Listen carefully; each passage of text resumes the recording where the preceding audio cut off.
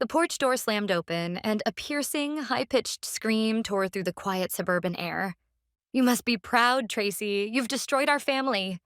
My mother, Susan, said that hysterically. Next to her, the deputy sheriff held up a thick stack of papers, his voice void of any emotion. "This is a court order, ma'am. You are to vacate immediately. This is your final notice." From inside the house, my sister Katie stumbled out, sobbing uncontrollably. Her arms were weighed down with several oversized designer bags that looked completely out of place in her small frame. I was perhaps a demon, I murmured quietly to myself and laced my fingers on the steering wheel. I don't think I was ever that calm, not even when I stared at anatomy charts in med school. My mind was like a still sea after a storm had swept everything away. My mother noticed my car parked across the street. Her face was twisted with hatred as she pointed a trembling finger directly at me. Even hearing those words, my heartbeat didn't quicken. There was no sympathy, no regret. Only the cold, surgical resolve of a doctor holding a scalpel, ready to end what needed to be ended. My father left a silent promise that my daughter Nicole and I should be able to live safely. Who had trampled that promise underfoot? Why had it come to this? Just a few hours ago, I was only thinking of the warm pancakes I would share with my daughter. The clock read 8 a.m. After a grueling 36-hour shift in the trauma unit, I was finally done. Leaving behind the chaos of the ER, I walked toward the parking lot, blinded by the morning sun. My thoughts were hazy, clouded by caffeine and exhaustion. First, I headed to the home of Nicole's best friend, where she had spent the night. She had been counting down the days, excited for the weekend sleepover. When I rang the doorbell, Nicole appeared in her pajamas, rubbing her sleepy eyes as she ran toward me. "Mom, you're home." "I'm back, Nicole. Did you have fun?" "Yes, so much fun." Her bright smile thawed my stiffened heart just a little. I buckled Nicole into the passenger seat, and we drove along familiar streets. "You must be hungry. Once we get home, I'll make you warm pancakes." "Yay, can I put lots of syrup on them?" "Of course." With such ordinary yet precious conversation, we headed home. Parking in front of the porch, Nicole and I walked toward the front door. I shed my heavy scrubs and enjoyed a warm breakfast with my daughter. That was all that mattered. But when I was at work one day, that ordinary morning came to a sudden end at that very door. I received an unbelievable phone call from Nicole. Mom, the door. It won't open." "Won't open? What do you mean?"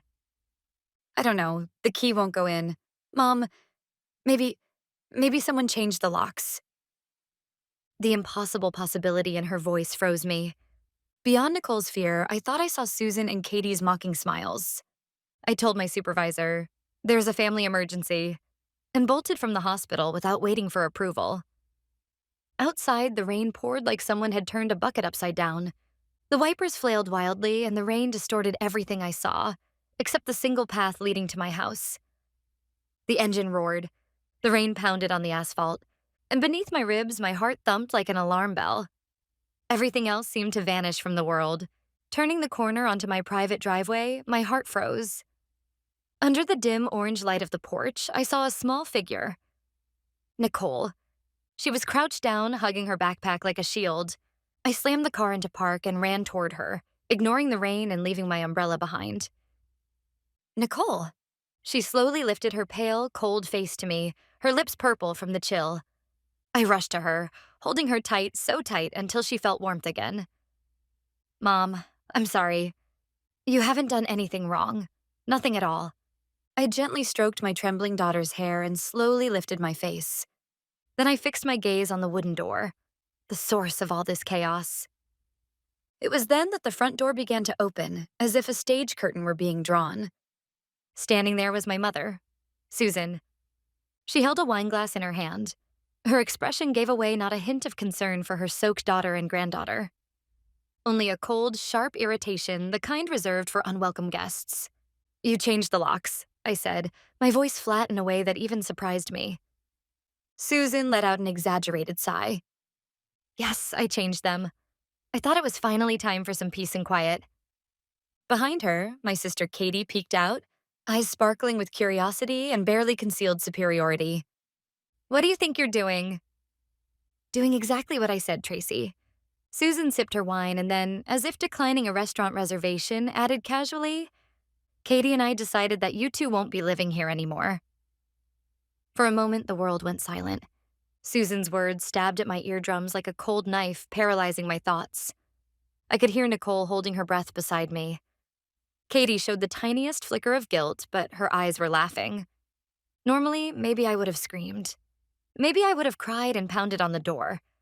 But what flared inside me was not a raging fire. It was colder, harder, a block of ice at absolute zero. I studied Susan and Katie's faces quietly, weighing them like a doctor examining a patient's chart. Then I slowly said, I see. Those few words were nothing like the reaction they expected. Susan's brow furrowed in suspicion. What did you say? You heard me. I said no more, placing my hand over Nicole's small one. Then, turning my back on them, I began walking slowly through the rain step by step, feeling the weight of their bewildered gaze on my back. Back at the car, I helped Nicole into the passenger seat, cranked the heat to maximum, and settled in. Mom, what are we going to do now? I met my daughter's worried eyes with the calmest smile I could manage. It's okay, Nicole. Everything will be fine. First, let's find somewhere warm so you can take a bath. I started the car, watching our home disappear into the rain-soaked darkness in the rearview mirror. That house was no longer a safe place. We headed for the airport, and then we prepared to leave for Hawaii. I arranged time off at the hospital with the help of my colleagues, booked first-class tickets, and we left immediately. There were no special plans, just a long overdue vacation for me and my daughter.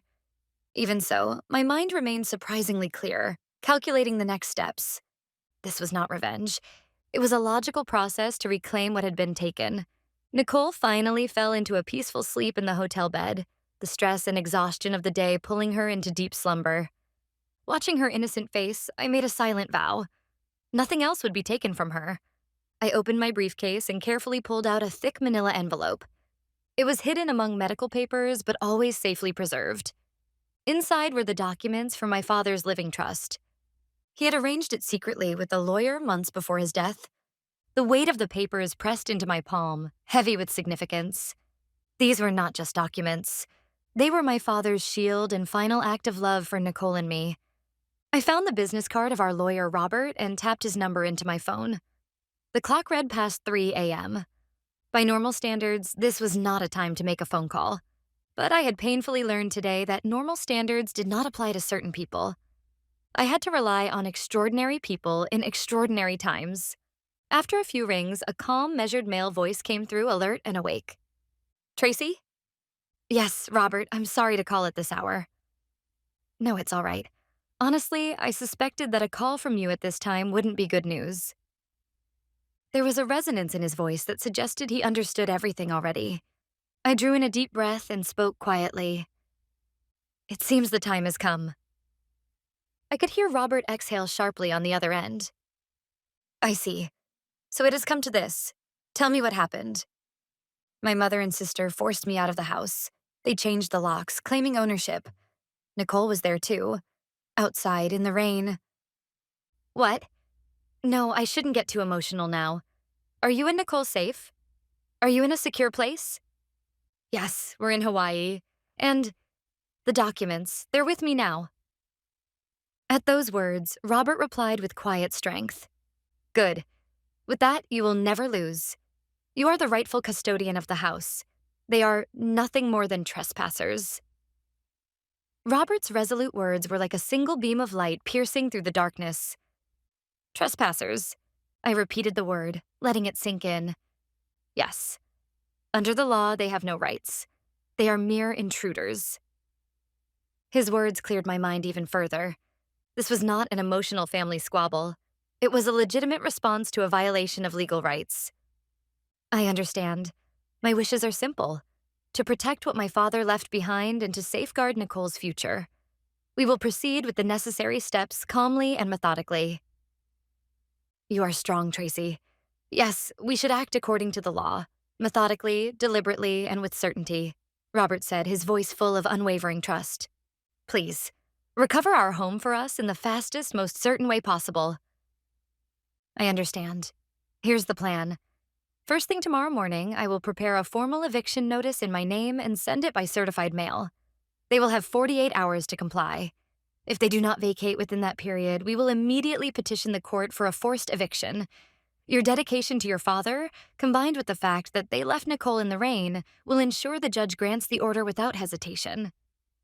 Finally, the sheriff's office will carry out the order. The weight of the word sheriff hit me. It was real. Imminent. Are you all right with this? Robert asked, double-checking. I gently brushed Nicole's sleeping cheek. To protect this warmth, I could become a demon if necessary. Yes, this is the path they chose themselves. I exhaled quietly after I ended the call. The legal path was set. All that remained was its execution. Looking at Nicole's peaceful face in her sleep, memories from long ago resurfaced. Why had Susan gone to such lengths to expel me? Perhaps our natures were fundamentally different. My mother thrived on emotional waves, seeing empathy as the core of communication. In that world, Katie had a natural talent. I, from a young age, had internalized emotions, analyzing life logically. In my mother's eyes, my calmness was perceived as coldness, incomprehensible and unacceptable. So I stopped playing the daughter she wanted me to be. Instead, I walked straight along the path I believed to be right. It was undoubtedly a lonely road, but it shaped the unshakable person I am today. And one person had always seen my true nature: my father. One night, while I was reading a thick medical text in the study, he quietly said, "Tracy, you look at the heart of things. That quiet strength isn't something everyone has. You are fine just as you are." Those words became my compass. What I am about to do is not emotional revenge. It is a necessary battle to protect the dignity of the person my father believed me to be, and the future he entrusted to me and Nicole. I quietly clenched my fists. A week had passed since I was driven from my home. During that time, I had not simply waited idly. I stayed in daily contact with Robert, cared for Nicole's emotional well-being, and quietly honed my mind for the day to come. Meanwhile, Katie's social media broadcasted their foolishness to the world. Here's to a new chapter. The caption accompanied a photo of Susan and Katie raising wine glasses in the study that had once belonged to my father, smiling broadly as if celebrating victory. In the background, the bookshelf filled with memories of my father had been removed, replaced by tasteless decorations that peeked into the frame. They were unknowingly broadcasting evidence of their own crime to the world. It was the evidence that would strangle them, yet they had no idea. They didn't have a clue that it had become the bell tolling the end of their brief paradise. That day, the postal worker handed over what appeared to be an ordinary envelope to them, but the sender's field bore the unfamiliar stamp of a law firm, along with a green certified mail sticker affixed to it. "What's this?" Katie accepted it hesitantly and handed it to Susan in the living room. "Probably some kind of sales pitch again," Susan said, presumably opening the envelope elegantly with a wine glass in hand. But as her eyes scanned a few lines, her fingers froze. I could imagine the color draining from her face. Notice of eviction. Trespassing. The rightful authority over the property resides with the trustee, Tracy Baker. Legal basis. Living trust created by the deceased. "Mom, what's wrong?" Noticing her mother's reaction, Katie snatched the document and peered at it herself. Her cheerful expression froze instantly. "You've got to be joking. Trespassing us? What does this mean?" The wine glass slipped from Susan's trembling hand, shattering loudly on the floor. The high-pitched crash sounded like a fanfare announcing the end of their fragile kingdom. Broken glass scattered across the floor, but neither Susan nor Katie had the composure to clean it up. "What does this mean? That girl sent us this. How dare she?" Susan broke the silence first. Her voice trembled with anger, yet beneath it there was undeniable unease. "It's your fault, Mom," Katie shrieked. "You said, no worries. Tracy can't do anything." "Remember? So what is this living trust nonsense?" "My fault. You were the one celebrating getting this big house." Just a week ago, they had sat on the same sofa, laughed, and shared dreams. Now they were like wild animals, clawing at each other, tossing the responsibility ball back and forth, desperate to avoid it themselves. "Anyway, call our lawyer. We need our lawyer right now," Susan yelled. Katie hurriedly grabbed her smartphone to call a small, family-run law firm. the same lawyer who had helped with my father's will once. From the speakerphone came a disinterested male voice. Yes, yes. So what does the document say? It says we're trespassing. Us. Tracy is behind this. You have to fix this. Susan ranted. Please calm down, ma'am. What legal basis does the document cite? Katie read the words aloud with a trembling voice. Living, trust, basis, trustee, Tracy. On the other end, I could hear the lawyer exhale deeply, the weight of it evident. A living trust. And the trustee is Tracy? That's what I'm saying. Can't you do something about it? Susan shouted, barely containing her frustration. I'm afraid, ma'am, that legally you have no standing in this matter. The two of them were left speechless by that merciless declaration. The lawyer's words must have sounded as if they came from a distant, unreachable world. The 48-hour eviction notice passed, yet the house door remained firmly closed. Susan probably insisted, "What's wrong with me living in my husband's house?" Katie deleted all social media posts, fearful and clinging to her mother's authority. Then came the fateful Thursday morning. We returned from Hawaii and parked across the street. Nicole sat beside me, witnessing the reality and our new beginning. At exactly 10 a.m., a single sheriff's patrol car quietly pulled up in front of the house. Two sturdy deputy sheriffs stepped out. Without unnecessary movements, they climbed the porch steps and knocked on the door with solemn precision. From this point on, the scene seemed to unfold in slow motion. The door burst open and Susan appeared, her face twisted in fury. What is the meaning of this? This is a court-issued eviction notice. You have 15 minutes to gather your personal belongings and vacate the premises. The sheriff's calm voice rang out, cutting through the quiet morning air. Don't be ridiculous. This is my house, Susan shrieked. Katie was sobbing as she yelled, This is a violation of our human rights.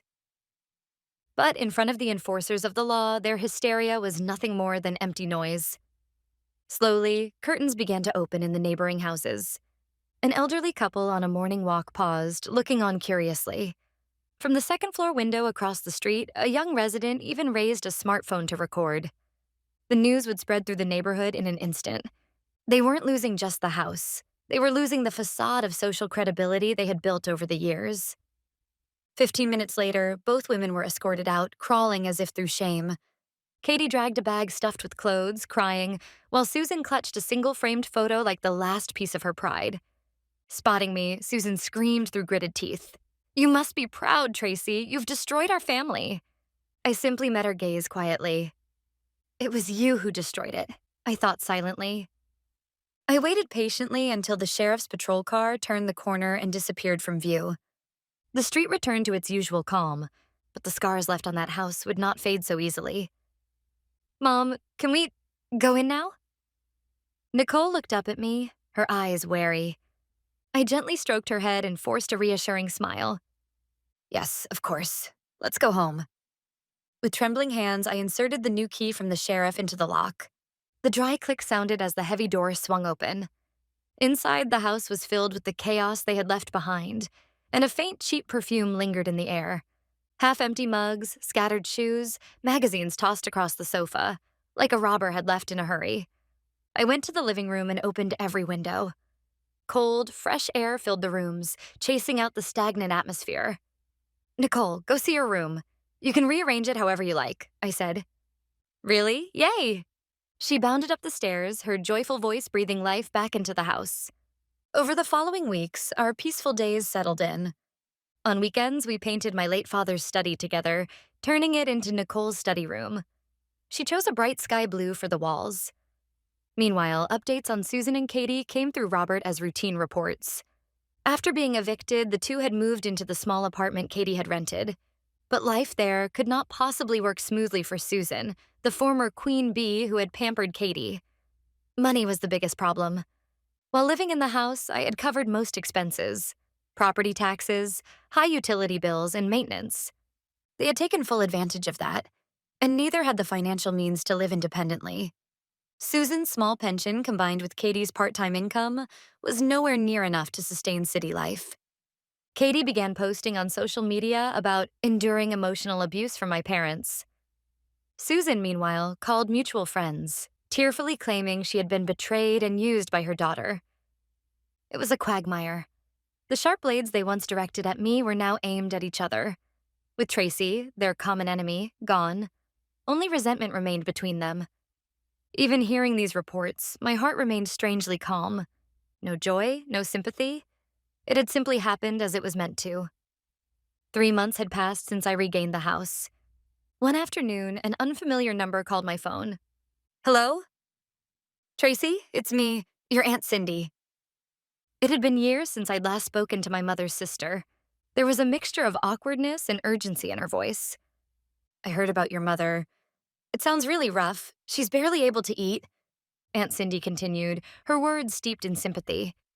Even Katie says she can't take it anymore. They argue every day. It's tearing them apart. Tracy, no matter what happened, they're still your blood. Couldn't you, just this once, help them? Even as I listened, my heart did not waver. Thank you for calling, Aunt Cindy. But the situation my mother and Katie are in now is the result of their own choices. It isn't my place to intervene. My calm tone left her speechless. After a few awkward seconds, she ended the call. This is it, I thought. It's finally over. But that night, an email arrived. The sender was Katie. No subject line, just 2 short lines in the body. I don't know what to do anymore. How did it come to this? It wasn't an apology, nor an excuse, nor a plea for forgiveness. It was simply the weak SOS of a lost child. I didn't want my peace disturbed again. I didn't want Nicole to be dragged back into that ugliness. That was my truth. I closed my laptop and gazed out the study window at the moonlit garden. The garden my father had loved. When I closed my eyes, I could almost hear his voice. Fragments of the many things he'd told me over the years, as a doctor, as a man, as a father. Listen, Tracy. Forgiving someone isn't for their sake. It's so the future you won't be chained to the hatred of the past. Yes, that was what he always said. Forgiveness is not a pardon for others. It is a key to free oneself. I didn't want to welcome Susan or Katie back into my life, but I also didn't want to be ruled by the past any longer. With that resolve, I opened a new message and typed Robert's email address into the recipient line. I made a decision. The email from Brittany could be seen as a silent cry for help. Ignoring it, I realized, thanks to my father's teachings, would only mean allowing myself to remain bound by the hatred of the past. Through Robert, I arranged to meet them once, on the condition that they sign a legally binding document. When my mother and sister appeared in the hotel lounge, they were unrecognizable, their once proud figures hollowed by reality. I broke the heavy silence first. I didn't come here to forgive you. That's no longer possible. My voice was calm but final, but I will stop hating you. For me, and for Nicole. The chain of resentment ends here, today. It was as if those words shattered the last dam inside my mother. I'm sorry, she whispered, her voice breaking. Tracy, I was wrong. All of it. It was the first and only true apology I ever heard from her. I accepted it silently, then placed a single file on the table. In here are contact numbers for social services and counselors. This is the last and only help I can offer. No money, just a small map to keep them from total isolation. We exchanged no further words. We stood, turned, and never looked back. Half a year later, spring sunlight poured into our garden. Nicole and I, covered in dirt, were planting colorful flower seeds together. Mom, look, new sprouts. Her bright voice rang through the peaceful air. This house, my father's legacy, has been our promised home. Here we would live, not to nurture hatred, but to grow hope. As I looked up at the wide, clear blue sky, I made that silent vow. To my father, and to myself.